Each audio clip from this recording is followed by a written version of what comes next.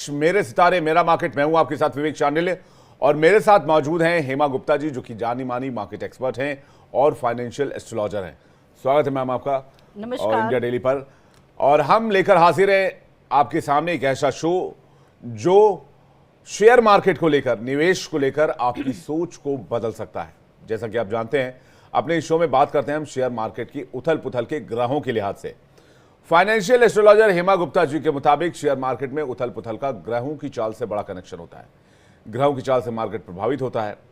अपने खास शो मेरे सितारे मेरा मार्केट में हम इसी मुद्दे पर चर्चा करते हैं। आज वीकेंड स्पेशल में पूरे हफ्ते मार्केट की उठापटक, पूरे हफ्ते मार्केट का हाल क्या रहा, अगले हफ्ते मार्केट की चाल कैसी रहने वाली है, अगले हफ्ते ग्रहों का क्या परिवर्तन हो रहा है, ग्रहों की चाल क्या रहने वाली है, कौन सा ग्रह मार्केट पर क्या असर छोड़ने वाला है और इसका मार्केट पर इंपैक्ट कितना आएगा, इस पर भी चर्चा करेंगे।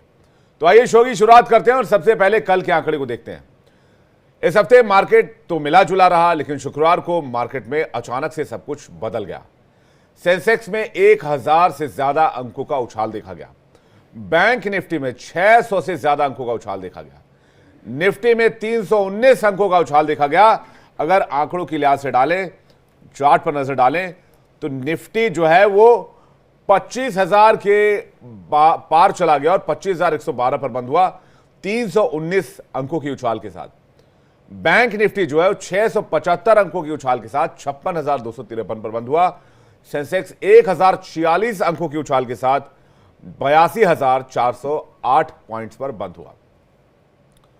तो जैसा कि आपको पता है, अगर आप में से कुछ दर्शक अगर हमारे साथ सुबह 8:30 बजे जुड़ते हैं, तो हमने सुबह 8:30 बजे के शो में ये चर्चा की थी कि 20 और 21 तारीख के दरमियान कुछ बड़ा हो सकता है। या तो शुक्रवार को होगा या फिर सोमवार को होगा, और ये बड़ा नेगेटिव और पॉजिटिव दोनों हो सकता है। या तो बाजार गिरेगा या फिर बाजार बहुत अजूबे टाइप से चढ़ जाएगा, और ठीक वैसा ही हुआ। शुक्रवार का बाजार सबको चौंका रहा है, जबकि पूरे हफ्ते मार्केट एक तरह से फ्लैट चला है। हेमा गुप्ता जी, 20 और 21 का प्रेडिक्शन था आपका, हमने मार्केट देख ली किस तरह से मार्केट ने बूम किया और 300 अंकों के ऊपर चला गया निफ्टी। अगर हम ओवरऑल बात करें तो 25,112 जो हाईएस्ट है अभी तक का मेरे हिसाब से लगता है।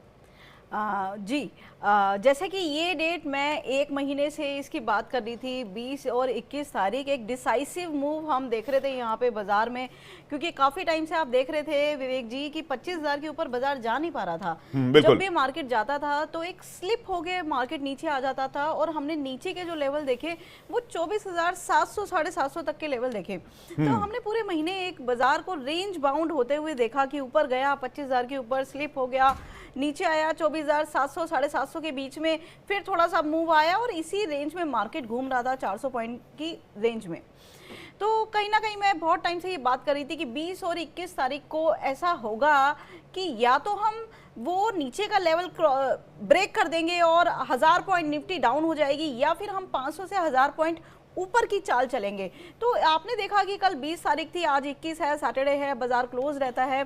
तो कल हमने ये मूवमेंट आते हुए देखी कि 350 पॉइंट निफ्टी, मतलब बहुत बड़ी बात है, ये मैटर करती है और इतनी बड़ी मूवमेंट रेयर ही मार्केट में मिलती है देखने को। तो हमने देखा कि 1.25% बाजार को ऊपर जाते हुए देखा निफ्टी को। सारे मिड कैप में भी अच्छी तेजी हमने देखी, स्टॉक्स को चलते हुए देखा। कल काफी स्टॉक्स में बड़ी अच्छी तेजी आई, 5%, 7%, 10% तक का भी मूवमेंट हमने स्टॉक्स में आता हुआ देखा। तो देखिए, इसके कुछ ऐसे कारण है कि जैसे लोग कहते हैं कि क्या फाइनेंशियल एस्ट्रोलॉजी वाकई में ही काम करती है, तो मैं यहाँ पे बता दूं कि हमने जब से ये शो किया है तब से ऐसी प्रेडिक्शन की है जो सिर्फ एस्ट्रोलॉजी ही कर सकती है, और कोई फंडामेंटल स्टडी ऐसी नहीं है, कोई टेक्निकल स्टडी ऐसी नहीं है जो इस तरह की प्रेडिक्शन कर दे। लेकिन फिर भी इस तरह की प्रेडिक्शन हम लेके आए यहाँ पे सिर्फ और सिर्फ एस्ट्रोलॉजी के बिहाफ पे। इसी तरीके की कल ये प्रेडिक्शन थी जी। और आपको याद होगा, अभी शुक्रवार को एक कॉलर हमारे साथ जुड़े थे जिन्होंने कहा था कि आपके जो प्रेडिक्शंस हैं उनसे वो बाल बचे थे, या उनको बड़ा लॉस होने वाला था, लेकिन वो बच गए थे। तो मॉर्निंग का शो देखकर कई लोग ऐसे हैं जो अपनी निवेश को प्लान करते हैं राशियों के हिसाब से। जो लोग ज्योतिष में बिलीव करते हैं, जिनका बिलीव है एस्ट्रोलॉजी में, ज्योतिष में, वो अपने हिसाब से फिर मार्केट को प्लान करते हैं। राशिफल जो मार्केट का आता है उसके हिसाब से भी प्लानिंग करते हैं, और उसके हिसाब से फिर पूरे दिन काम करते हैं। जैसे कि आपका प्रेडिक्शन होता है कि फर्स्ट हाफ में थोड़ा रुक जाएं, सेकंड हाफ में काम करें, या फर्स्ट हाफ में काम करें, सेकंड हाफ में थोड़ा रुक जाएं, वेट एंड वॉच करें, अभी काम नहीं करना है, सिर्फ मार्केट को देखना है। तो इन सब चीज़ों से बहुत इम्पैक्ट पड़ता है। अगर हम पूरे वीक की बात करें जी, पूरे वीक मार्केट बहुत स्टैग्नेंट था, बहुत ज़्यादा उतार चढ़ाव तो नहीं था, लेकिन बीच में एक आध दिन कुछ हमने देखा था। क्या आने वाले हफ्ते में भी मार्केट सोमवार से ऐसा ही रहने वाला है? देखिए कुछ डेट्स हमारे पास रिवर्सल की होती है। जब हम बाजार में रिवर्सल देखते हैं, और रिवर्सल कैसे देखते हैं और क्या रिवर्सल होता है, देखिए रिवर्सल का मतलब अगर बाजार मंदी में चल रहा है तो पलट के तेजी का मार्केट हो जाएगा, और तेजी में चल रहा है तो पलट के मंदी का मार्केट हो जाएगा। हमारे पास और भी मेथड है बाजार को देखने के, जैसे टेक्निकल होता है, फंडामेंटल होता है। लोग जनरली टेक्निकल चार्ट्स को फॉलो करते हैं। उसमें हम देखते हैं कि जब तेजी बन जाती है, तेजी आ जाती है, तो लेवल डिफाइंड होते हैं कि अब हाँ यहाँ से इतनी तेजी और बननी बाकी है, अभी जाएगी, या तो गैप फिल आउट होगा या फिर और इतनी तेजी बनेगी। और उसमें लोग ट्रैप भी हो जाते हैं, क्योंकि उतनी तेजी बन नहीं पाती बहुत बार, और वहाँ से बाजार नीचे आ जाता है, लोग फंस जाते हैं। लेकिन एस्ट्रोलॉजी की यही ब्यूटी है कि ये रिवर्सल से पहले ही बताती है कि यहाँ पे रिवर्सल आएगा, चाहे 500 पॉइंट निफ्टी डाउन हो, लेकिन फिर भी वो बता देगी कि कल बाजार तेज रहने वाला है। जबकि रूल ये कहता है, टेक्निकल रूल ये कहता है कि अगर बाजार ने लेवल्स ब्रेक कर दिए हैं और 500 पॉइंट निफ्टी डाउन हो गई है तो नेक्स्ट डे भी डाउन होगा बाजार, और एक कॉन्फिडेंस हम हिलता हुआ देखते हैं। क्योंकि देखिए है तो डिमांड सप्लाई ना, बाजार है क्या, डिमांड सप्लाई है, तो कहीं ना कहीं लोगों का भरोसा है बाजार, तो लोगों का हम भरोसा वहां पे हिलते हुए देखते हैं, एक पैनिक आते हुए देखते हैं, एक डर का माहौल बन जाता है बाजार में। जो कि सिर्फ ऐसा नहीं है कि डोमेस्टिक लोग ही डरते हैं, यूजर ही डरते हैं, एफआईज भी डर जाते हैं। तो जिस दिन आपने देखा होगा बाजार में एक पैनिक आता है, उस दिन एफआईज की सेलिंग भी आ जाती है, और बाजार में जब कॉन्फिडेंस दिखता है, अच्छी बाइंग आती है और बाजार तेजी में आ जाता है, तो हम एफआईज की बाइंग भी काफी देखते हैं। जैसे मैं कल की ही अगर बात करूं तो कल बाजार में 7,000 करोड़ की एफआईज ने बाइंग की है। ये आंकड़े बहुत जरूरी है और बहुत मैटर करते हैं, बाजार के कॉन्फिडेंस को दिखाते हैं कि लोग अब बुलिश हो गए हैं, बाजार में एक तेजी दिखती है। लेकिन देखिए हमने कब बताया, हमने तेजी आने से पहले बताया, और हमने क्या, ये एस्ट्रोलॉजी ने बताया। तो इसी तरह के कॉम्बिनेशन मार्केट में बनते हैं, एस्ट्रोलॉजी में बनते हैं, जो मार्केट को पहले प्रिडिक्ट करते हैं। जैसे मैं बात करूं कि गोल्ड की काफी प्रिडिक्शन मैंने यहाँ पे दी कि 2 दिन के अंदर 4 से 5,000 पॉइंट गोल्ड में करेक्शन आना चाहिए, और एग्जैक्टली वैसे ही हुआ कि मॉर्निंग में ही आपने देखा होगा विवेक जी कि 4,000 पॉइंट गोल्ड टूट गया सुबह ही। तो इसी तरीके से होता है कि ग्रह हमें पहले बताते हैं।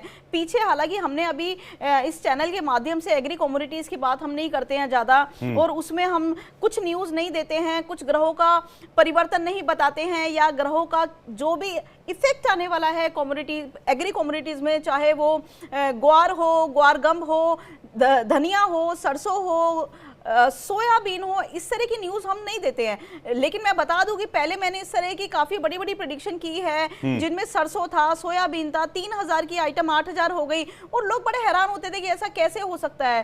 तो देखिए ग्रहों का प्रभाव बहुत ज़्यादा फाइनेंशियल वर्ल्ड पे पड़ता है, क्योंकि अगर मैं एग्री कमोडिटीज़ की बात करूँ तो कहीं ना कहीं सारा मानसून पे डिपेंड होता है, डिमांड सप्लाई पे डिपेंड होता है, और मानसून का प्रेडिक्शन तो इतना बढ़िया निकलता है फाइनेंशियल एस्ट्रोलॉजी से, ग्रहों के माध्यम से पता लगता है कि कितनी बारिश होने वाली है, क्या क्रॉप डैमेज होगी, कौन सी क्रॉप में शॉर्टेज आएगी, कौन सी क्रॉप का प्रोडक्शन ज्यादा आएगा इस साल, और किसके प्राइसेस बढ़ेंगे और किसके प्राइसेस घटेंगे, और कितने बढ़ेंगे कितने घटेंगे, कौन से महीने में बढ़ेंगे कौन से महीने में घटेंगे, किस दिन बढ़ेंगे किस दिन घटेंगे, इतना भी माइन्यूटली हम प्रेडिक्शन निकाल पाते हैं। बिल्कुल जी। लेकिन अब सवाल ये है कि अगर हम कमिंग वीक को देखें तो कहीं ऐसा तो नहीं है कि फ्राइडे को मार्केट ऊपर गया है तो सोमवार को, एक जो बेसिक सेंस ये होता है कि सोमवार को हो सकता है मार्केट नीचे भी आ सकता है जी। ग्रह दशा क्या कहते हैं, सोमवार को क्या होगा बाजार में? देखिए अभी बाजार में तेजी लगती है, जो कल ये रिवर्सल आया है वो रिवर्सल कम से कम 3 से 4 दिन स्टे करता है। अब देखिए कुछ ये स्टे करेगा, कुछ प्लैनेट्स हमें ऐसी चाल देते हैं, कुछ प्लैनेट्स की सिर्फ 2 दिन की चाल होती है, 2 दिन का रिवर्सल होता है, कुछ का 4 दिन का होता है, कुछ होते हैं एक लंबी लाइन देते हैं। ये डिपेंड करता है कि प्लैनेट का मूवमेंट क्या है, किस पॉइंट पे उसका मूवमेंट हुआ है, किन प्लैनेट्स के साथ कॉम्बिनेशन बने हैं, उसके आसपास कौन है, और कितना उसको तेजी में चलना है और फिर बाद में रिवर्सल आना है। तो अगर मैं नेक्स्ट वीक की बात करूं तो नेक्स्ट वीक हम रिवर्सल आते हुए डेफिनेटली देखेंगे। बीच में 1-2 दिन ऐसे हैं जहां पे हम देखेंगे कि बाजार दोबारा से नीचे आना शुरू हो गया है, लेकिन यहाँ पे मंडे ट्यूसडे में थोड़ी सी तेजी दिखाई देती है। अगर मार्केट सॉफ्ट भी रहता है तो भी दोबारा तेज हो जाएगा, यानी 25,000 के ऊपर अभी निफ्टी मेंटेन करेगा? जी मेंटेन करेगा। ठीक है। 2-3 पहलू और हैं। अगर क्रूड ऑयल की बात की जाए, क्रूड ऑयल का भी 6,500 का प्रेडिक्शन आपने किया था जी।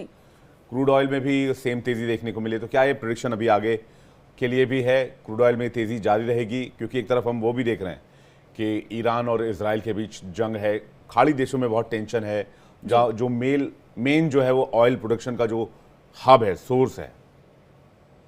देखिए, क्रूड ऑयल में, नेचुरल गैस में और सैटन से रिलेटेड जो भी और सेक्टर्स हैं उसमें अभी तेजी दिखाई देती है, क्योंकि जिस कॉम्बिनेशन की बात मैंने की थी, स्पेशली ऑयल सेक्टर के अंदर जिस कॉम्बिनेशन की बात मैंने की थी वो काफ़ी क्लोजर हो गया है, बट क्लोजेस्ट नहीं हुआ है। अभी भी थोड़ा सा स्पेस बाकी है। जब वो क्रॉस होके चलेगा तो वहां से हम मंदी आते हुए देखेंगे क्रूड ऑयल के अंदर। लेकिन मुझे लगता है कि अब इसका टॉप बनना अभी बाकी है, थोड़ा सा वेट और करें। क्रूड ऑयल अभी तेज है और बार बार हमने ये बताया कि देखिए, बताने का फायदा यही होता है कि लोग जिनकी शॉर्ट पोजीशन है वो शॉर्ट पोजीशन से निकल जाए। क्योंकि क्या होता है, बाजार में पैसा बहुत बार नहीं बनता, लेकिन नुकसान बचाना जरूरी होता है कि क्या आप अपने नुकसान को बचा पा रहे हैं। तो ये बड़ा जरूरी है। इससे क्या होता है कि आपकी शॉर्ट पोजीशन है, हम बार बार लॉन्ग की बात कर रहे हैं, 4900 से मैंने कहा था कि क्रूड ऑयल 6500 हो जाएगा। तो देखिए, 6500 की अगर प्रेडिक्शन है तो लोगों को ये सोचना चाहिए कि 5.5 तो होगा। तो उस लेवल पे भी कई लोग शॉर्ट बैठे थे। तो ये बड़ा जरूरी है कि आप अपने डिसीजन मार्केट में कैसे लेते हैं। बहुत बारी बहुत लंबी तेजी आ जाती है बट लोग फायदा ले नहीं पाते उसका, बहुत लंबी मंदी आ जाती है, लोग निकल ही नहीं पाते, उनके पोर्टफोलियो कॉन्टिन्यूसली नेगेटिव चलते रहते हैं और पैसा वो नहीं बना पाते। तो इसलिए कहीं ना कहीं आपको ट्रेंड को फॉलो करना पड़ेगा। और ट्रेंड मैं समझती हूँ कि 2 मेथड तो हमारे पास है ही, टेक्निकल और फंडामेंटल। एस्ट्रोलॉजी बहुत अच्छा ट्रेंड बताती है, मेनली जो काम करती है वो होने से पहले बताती है कि ये होने वाला है। आपने फंडामेंटल और उसकी बात की, 2 मेथड की बात की आपने, एक एस्ट्रोलॉजी मेथड की भी बात की आपने जी। एस्ट्रोलॉजी मेथड में हम पर्सन टू पर्सन जान सकते हैं कि कौन से सेक्टर में जाना चाहिए। अब ग्रह वाइज अगर बता दें जी कि जितने भी 9 ग्रह हैं जी और जो 9 ग्रह प्रधान कुंडलियां हैं जी, उनके हिसाब से बाजार में उनको किस तरह से काम करना चाहिए। अगर हम सूर्य से ही शुरुआत करें तो सूर्य कोई किसी के लग्न में सूर्य है जी और सूर्य ही उच्च का है, तो क्या उनको कौन से सेक्टर में जाना चाहिए? ऐसे ही अलग अलग ग्रहों के हिसाब से कैसे पता करें? देखिए, किसी के लगन में सूर्य है तो उनको किस सेक्टर में जाना चाहिए वो एक कहना मुश्किल होता है, इसलिए कि जब तक हमारे पास चार्ट नहीं है। अगर अच्छा, किसी पूरा का चार्ट एनालिसिस करना पड़ेगा। जब तक अगर सपोज किसी का नीच का सूर्य है तो उसको सरकार से फायदा कभी नहीं होगा, उसे सरकारी बैंक से फायदा नहीं होगा, जितनी भी सरकारी कंपनी यस उनको फायदा नहीं होगा। तो इतना इनफ नहीं है कि उनके लगन में सूर्य है, डिपेंड ये करता है कि सूर्य की पोजीशन क्या है। तो मैं यहाँ पे एक जनरल बात कर लेती हूँ कि कौन कौन से ग्रह किस किस सेक्टर को गवर्न करते हैं। जैसे मैं सूर्य की अगर हम बात करें तो वो जितनी भी सोलर कंपनीज है, जब भी सूर्य स्ट्रॉन्ग होता है या मेष राशि में होता है उनको एक्सॉल्टेड कहा जाता है। मेष राशि का जो सूर्य होता है, एरीज का सूर्य एक्सॉल्टेड होता है, उच्च का होता है। तो आप देखेंगे उस महीने में जितनी भी सोलर कंपनीज होती है वो सब में बड़ा उछाल आता है। और ये मैं बताऊं कि 2 महीने पहले का ये डेटा उठा लीजिए सोलर कंपनीज का, तो सब में हमने एक बड़ी तेजी देखी। पीएसयू बैंक्स में हमने बड़ी तेजी देखी, इनफैक्ट यहां तक देखा कि 40% की तेजी आ गई।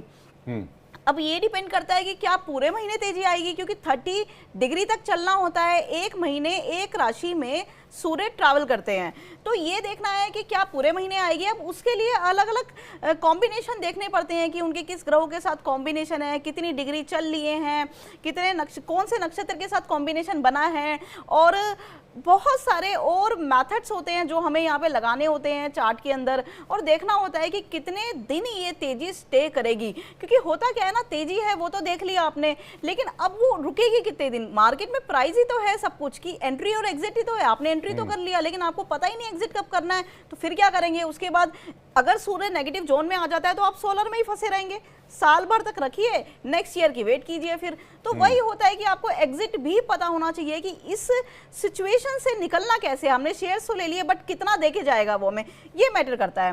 अब अगर मैं चंद्रमा की बात करूं तो जो भी ट्रैवल सेक्टर होता है, जितने रेस्टोरेंट्स होते हैं, होटल इंडस्ट्री होती है और लिक्विड आइटम्स होती है, जैसे काफी सारी कंपनीज आपको ऐसे दिखेगी जो मिल्क का काम करती है, जो फूड प्रोडक्ट, कोल्ड ड्रिंक का, फूड प्रोडक्ट बनाती है, यस, फूड प्रोडक्ट जो बनाती है, एफएमसीजी। यस, अगर मैं कोल्ड ड्रिंक की बात करूं तो यहाँ पे सैटर्न और मून का कॉम्बिनेशन देखा जाता है, शनि और मून का। अगर वो अच्छा है तो कोल्ड ड्रिंक बनाने वाली कंपनी जितनी भी है आप उसमें उछाल देख सकते हैं एक अच्छा खासा। अब मैं अगर मरकरी की बात करूं, बुध की बात करूं, तो जितना भी व्यापार है, देखिए व्यापार को गवर्न करता है मरकरी, तो जो भी व्यापार है और दूसरा ये बैंकिंग कंपनीज, एनबीएफसी कंपनीज, क्योंकि मरकरी क्या है, ट्रेडर है, और एनबीएफसी क्या है, फाइनेंस करता है मरकरी। तो एनबीएफसी कंपनी क्या है, जो लोन प्रोवाइड करती है। तो वहां पे हम देखेंगे कि उन कंपनीज के अंदर एक बड़ी मूवमेंट हम देख सकते हैं। और मरकरी का तो एक अलग ही मतलब कॉन्सेप्ट है। अगर आप फाइनेंशियल एस्ट्रोलॉजी देखेंगे तो बहुत सारे लोग सिर्फ मरकरी को देख के काम करते हैं और बड़ा अच्छा पैसा बनाते हैं, क्योंकि मरकरी का एक अलग ही इतिहास है फाइनेंशियल एस्ट्रोलॉजी के अंदर। अगर हमें डेली की चाल देखनी होती है तो मरकरी का एक बड़ा रोल होता है। अगर मैं कुछ नहीं जानती बाजार के अंदर, सिर्फ मरकरी ही देख के काम कर लूं तो भी बाजार में एक बड़ा पैसा बनाया जा सकता है। अगर मैं जुपिटर की यहाँ पे बात करूं, बृहस्पति की बात करूं, तो आप देखेंगे गोल्ड का सेक्टर हो गया और फाइनेंशियल कंपनीज हो गई, बैंक्स हो गए, ये सारे गवर्न करते हैं बाय जुपिटर। तो जुपिटर की स्थिति हमें ये बताती है कि बैंकों में कितना पैसा आने वाला है, क्या बैंकों में क्रंच आने वाला है, क्या प्रॉफिट्स या मार्जिन या एनपीएस बढ़ने वाले हैं। तो बैंकिंग की जितनी भी स्थिति होती है, गोल्ड की जो भी स्थिति होती है, वो हमें जुपिटर बताता है। अब आता है कि हम बात करते हैं वीनस की, तो जितना भी टेक्सटाइल सेक्टर है, आप देखेंगे कॉटन है, कॉटन को लेके मैंने पीछे काफी प्रेडिक्शन की है। राहु और वीनस का जब भी कॉम्बिनेशन बनता है तो हम एक बड़ी चाल देखते हैं कॉटन के अंदर, और ये डिपेंड करता है कि कॉम्बिनेशन कहाँ बना है, कितना बना है। अगेन फिर वही मैं थ्योरी पे आ जाती हूँ कि वो सब चीजें देखना ही जरूरी होती है, लेकिन मैं एक जनरल यहाँ पे बता रही हूँ कि कौन सा प्लेनेट क्या देखे जाता है। अब अगर मंगल की बात करें तो मंगल को मिला है केमिकल सेक्टर, और जितना भी वेपन्स होते हैं, जैसे डिफेंस में मंगल का बड़ा रोल होता है। अब आप देखिए कि जैसे मंगल ने जब से ट्रैवल किया है, यहाँ पे ट्रांजिट हुआ है सिंह राशि के अंदर, उससे पहले मंगल नीच के थे और नीच से पहले मिथुन में थे। मिथुन में कितने टाइम रहे, नीच के मंगल कितने टाइम रहे, ऑलमोस्ट 6 से 8 महीने का ट्रैवल ये 2 राशि के अंदर था, जबकि 45 डेज लेते हैं वो एक राशि को ट्रैवल करने के लिए, बट यहाँ पे 6 से 8 महीने का स्टे था 2 राशि को। तो ऐसे में आप ये सूत्र लिख लीजिए, जो लोग देख रहे हैं, जिनको इंटरेस्ट है फाइनेंशियल एस्ट्रोलॉजी में, कुछ बड़ा होता है, कुछ बहुत बड़ा होता है। तो हमने यहाँ पे जो डिफेंस सेक्टर में तेजी देखी, वो एक्सेप्शनल तेजी देखी यहाँ पे। तो इसी तरीके से मंगल को हम बहुत बड़ा मानते हैं फाइनेंशियल एस्ट्रोलॉजी में। जैसे मैंने बुध का रोल बताया, वैसे ही मंगल का रोल होता है। मंगल की कुछ डिग्री ऐसी होती है, कई बार तो मंगल अकेला ही मार्केट में ब्लास्ट करने को के लिए तैयार रहता है, अकेला ही पूरे बाजार को संभाल लेता है मंगल। कई बार जो क्रैश आता है वो सिर्फ मार्स की वजह से आता है, बहुत बार ऐसे क्रैश हमने देखे हैं। तो मंगल का बड़ा रोल माना जाता है। अब आता है सैटर्न। देखिए सैटर्न हमें देता है पूरे 2.5 साल की लाइन कि इस 2.5 साल में क्या होने वाला है, क्योंकि सैटर्न का ट्रैवल जो होता है वो एक राशि में 2.5 साल तक रहते हैं सैटर्न। तो वहां पे हमें एक बड़ी चाल मिलती है कि होगा क्या, इस राशि में कौन कौन से नक्षत्र है और किन किन के कॉन्टैक्ट में आएंगे, क्योंकि सैटर्न तो 2.5 साल तक है, लेकिन 2.5 साल में बहुत सारे प्लेनेट तो चेंज हो जाएंगे। बहुत सारे क्या, सारे ही प्लेनेट चेंज होंगे। राहु केतु 18 महीने रहते हैं, जुपिटर 1 ईयर रहता है, तो कहीं ना कहीं चेंज तो सबको होना है। तो जो जो रिलेशन बनते हैं वो रिलेशन सैटर्न के ट्रैवल होने के बाद उनसे जब रिलेशन बनते हैं तो वहां पे उतार चढ़ाव का काम करते हैं उस सेक्टर के अंदर। तो जैसे अभी ट्रैवल जो हुआ सैटर्न का, वो हुआ मीन राशि के अंदर, तो आप देखिए पूरा ही शिपिंग सेक्टर एक्टिवेट हो गया, पूरा ही क्या है एविएशन सेक्टर एक्टिवेट हो गया, कहीं उतार हो रहा है कहीं चढ़ाव हो रहा है, तो एक्टिवेशन हो जाता है।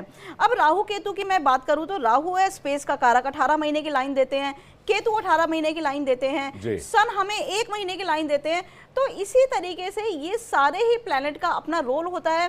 3 आउटर प्लैनेट होते हैं, यूरेनस, नेपच्यून और प्लैनेट और प्लूटो। इनका जो काम होता है बेसिकली रूमर फैलाना होता है। आप देखेंगे कई बार बाजार में अचानक से रूमर आ जाती है किसी कंपनी के बारे में और स्टॉक या तो तेज हो जाता है एक्सेप्शनली या डाउन हो जाता है। तो ये सारा काम ये 3 प्लैनेट करते हैं। और इसमें भी तो बहुत परमुटेशन कॉम्बिनेशन होते होंगे, कौन किसी के साथ हो गया, कौन किसी के साथ जॉइंट में चला गया, कौन किसी के साथ बैठ गया। ये तो मेरे को लगता है असंख्य ऐसे परमुटेशन कॉम्बिनेशन बन जाएंगे जिसकी स्टडी रोज डे बाय डे करनी पड़ेगी, तब जाकर कुछ एग्जैक्ट रिजल्ट आ पाएगा। आगे बढ़ते हैं, 1-2 पॉइंट्स पर और बात करनी बहुत ज़रूरी है। गोल्ड और सिल्वर, 2 ऐसी चीज़ें, गोल्ड ने तो चौंकाया है और जो हम मानकर चल रहे थे कि गोल्ड 90 तक भी आएगा, 88-90 तक आएगा, गोल्ड ने स्थिरता बनाए रखी और ख़ासकर जो खाड़ी देशों में जंग की स्थिति बनी उसके बाद तो गोल्ड एक बार फिर से जो है वो चढ़ गया। सिल्वर तो लगातार चल ही रहा है, क्यों? देखिए, मैंने पहले भी बहुत बार ये बात हम करते हैं गोल्ड को लेके और मेरी ऑलमोस्ट सेम ही स्टेटमेंट रहती है और आज भी मैं वही बात करूंगी कि गोल्ड के लिए वॉर की जो सिचुएशन है वो एक थोड़ी सी जिम्मेदार है कि गोल्ड बार बार स्पाइक लेके ऊपर आता है। नहीं तो आप ये समझिए अगर इसमें मंदी इंटरनली नहीं है गोल्ड के अंदर तो गोल्ड का रेट अभी तक 1,10,000 15,000 हो जाता जिस तरीके से युद्ध चल रहा है। लेकिन आप देखेंगे ये गोल्ड में स्पाइक कोई बहुत बड़ा नहीं होता। अब इसका साइज 1 लाख का हो गया है तो 1 लाख का 1% 1,000 रुपये होता है, तो 1,000 रुपये 1,500 रुपये गोल्ड बढ़ता है और अब 2 दिन बाद देखेंगे स्लिप होकर नीचे आ जाता है, जबकि 2 दिन में कुछ राहत नहीं मिली है, कुछ ऐसी न्यूज़ नहीं आती है, लेकिन फिर भी क्या है कि गोल्ड स्लिप होता है। तो मैं ये कहना चाहूंगी यहाँ पे कि गोल्ड में हम जो तेजी देखते हैं वो तेजी सिर्फ एक बबल है और बाकी गोल्ड में तेजी अभी सस्टेन नहीं रहेगी जब तक एक नीचे के लेवल नहीं बनेंगे। तो जैसे ही कोई ऐसी न्यूज़ आती है कि भाई दोनों में कुछ सुलह हो गई है या फिर थोड़ा सा सुधार हो रहा है तो वहाँ पे हम गोल्ड को एक नीचे आते हुए देखेंगे। एक बारी 95-93,000 के लेवल्स हमें दोबारा देखने को मिलेंगे और जब भी गोल्ड ऊपर आता है 1,02,000 1,500 तो वहाँ पे एक शॉर्ट की पोजीशन बनती है गोल्ड में। तो मतलब जिन लोगों ने गोल्ड 90, 85, 95 पर लिया है तो वो अभी शॉर्ट कर सकते हैं? हाँ, वो अभी शॉर्ट नहीं कर सकते। वो अगर 1,02,000 1,500 तक का लेवल देखें तो वहां पे उनको शॉर्ट बनता है और शॉर्ट बन के थोड़े दिन इंतजार कीजिए। देखिए मार्केट क्या है, एक पेशेंस का नाम है, पेशेंस टेस्ट करता है बाजार और ग्रह भी एक दिन में ऐसा नहीं होता कि जो आपने ले लिया वो तुरंत ही आपको प्रॉफिट देगा। ग्रह भी पेशेंस टेस्ट करते हैं। हमारे अपने चार्ट के ग्रह बड़े जरूरी होते हैं देखने, वो भी उनको भी एक थोड़ा सा काम हो कि अगर हम काम करते हैं तो प्रॉफिट जरूर बनता है। बाजार में समझ के काम करना पड़ता है, सारे एस्पेक्ट्स को देख के काम करना पड़ता है। ठीक है, सिल्वर की जरा कहानी बता दीजिए जल्दी से। जी, सिल्वर में तेजी अभी बनी रहेगी और हम जैसे 93,000 से ही सिल्वर की बात कर रहे हैं वीनस के ट्रांजिट के बाद और आगे भी मुझे सिल्वर में तेजी दिखाई देती है। और जब भी सिल्वर में करेक्शन आती है तो मैं अगेन वही कह रही हूँ कि गोल्ड में स्लिप आएगा और सिल्वर में तेजी आएगी। तो सिल्वर जैसे ही नीचे आती है तो जो भी कॉम्बिनेशन बने हुए हैं बाजार में वो सब सिल्वर को तेजी के हैं। बेस मेटल में तेजी आ सकती है और अच्छी खासी हम बेस मेटल में कॉपर मुझे लग रहा है कि कभी भी 900 रुपए के ऊपर जा सकता है। हालांकि काफी टाइम से हमने 900 रुपए के ऊपर कॉपर को नहीं देखा है। मंगल का साल है, मंगल की जो पोजीशन बनी हुई है वो एकदम बेस मेटल्स को बढ़ाने वाली पोजीशन बनी हुई है।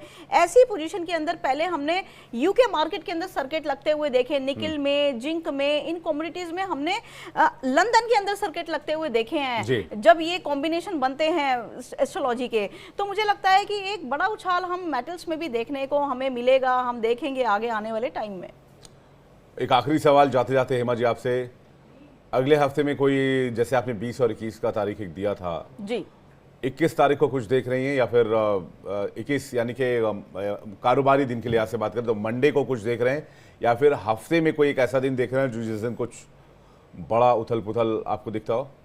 देखिए ट्यूसडे के बाद मुझे लगता है कि बाजार में एक अगेन रिवर्सल की स्थिति बनेगी। वो अब देखना पड़ेगा कि थर्सडे बनेगा या फिर वेडनेसडे बनेगा। लेकिन हाँ, ट्यूसडे तक तो बाजार थोड़ा सा पॉजिटिव लगता है, डाउन भी आता है तो बाय करके ही काम कीजिए। उसके बाद लगता है कि बाजार एक बारी डाउन आ सकता है, वो तो हम रेगुलर बात करते ही हैं विवेक जी उस पर रोज सुबह। तो बाजार तो अभी ऊपर है लास्ट फ्राइडे के हिसाब से, तो आगे क्या स्ट्रैटेजी रखनी चाहिए जी मंडे से? जी तो देखिए अभी बाय करके ही काम करना चाहिए, और जहां पे हम रिवर्सल की बात करेंगे वहां पे थोड़ा सा अपना पोर्टफोलियो लाइट करना चाहिए, क्योंकि एग्जिट भी बड़ा ज़रूरी है। अगर आप लॉन्ग टर्म के लिए काम नहीं कर रहे हैं, शॉर्ट टर्म के ट्रेडर हैं, तो फिर एग्जिट की स्ट्रैटेजी साथ साथ में रखिए, ज़रूर से रखिए। ऐसा मत सोचिए जो आज तेज़ी बनी है वो बनी ही रहेगी हमेशा बाजार में, या फिर वो डेली बनेगी, ऐसा नहीं होता है। आप एग्जिट रखिए। सारे रेट मिलते हैं बाजार में, बाजार नीचे भी आता है ऊपर भी जाता है, साइकोलॉजी है, बिहेवियर है मार्केट का। तो कहीं ना कहीं पैसा बचाना बहुत ज़रूरी है, प्रॉफिट कमाना बहुत ज़रूरी है, इसलिए एग्जिट ऑप्शन भी रखिए। बाकी डे बाय डे प्रेडिक्शन तो हम रोज सुबह 8:30 बजे करते हैं, मंडे से फ्राइडे तक। मंडे से फ्राइडे तक हम रोज सुबह डे बाय डे प्रेडिक्शन करते हैं, Monday, Tuesday, Wednesday, Thursday, Friday. तो ये प्रेडिक्शन अगर आपको देखना है तो आपको सुबह 8:30 बजे हमारे साथ जुड़ना होगा, और उस समय हम कॉल्स भी लेते हैं। अगर आप अपनी कुंडली के हिसाब से सवाल पूछना चाहते हैं, या आप शेयर बाजार में फंस गए हैं, निवेश करके आप पैसा नहीं निकाल पा रहे हैं, सोल्यूशन क्या हो सकता है, आपका पैसा निकलेगा नहीं निकलेगा, लॉस होगा, फ़ायदा होगा, प्रॉफिट होगा, आपका कोई भी सवाल है मार्केट से जुड़ा हुआ एस्ट्रोलॉजी के नज़रिए से, तो वो हम सॉल्व करने की कोशिश करते हैं। तो सुबह 8:30 बजे आप हमारे साथ ज़रूर जुड़िए हमारे इस खास शो में। फिलहाल हेमा जी का धन्यवाद करेंगे। हेमा जी बहुत शुक्रिया हमारे साथ बैठने के लिए, बातचीत करने के लिए और दर्शकों तक तमाम इन्फॉर्मेशन पहुँचाने के लिए। तो मंडे मुलाकात होगी सुबह 8:30 बजे इसी स्पेशल शो में, और फिर सैटरडे मुलाकात होगी दोपहर 3 बजे। स्पेशल शो में आपके सामने हाजिर होंगे और आपके जो मार्केट के लिहाज से जुड़े प्रश्न हैं उनको हम सॉल्व करेंगे। खास पेशकश में फिलहाल इतना है, वक्त एक ब्रेक का है, लेकिन ब्रेक पे जाने से पहले बता दें, अगर आप रहना चाहते हैं सबसे स्मार्ट, सबसे शार्प और सबसे तेज, अगर आप जानना चाहते हैं लाइफस्टाइल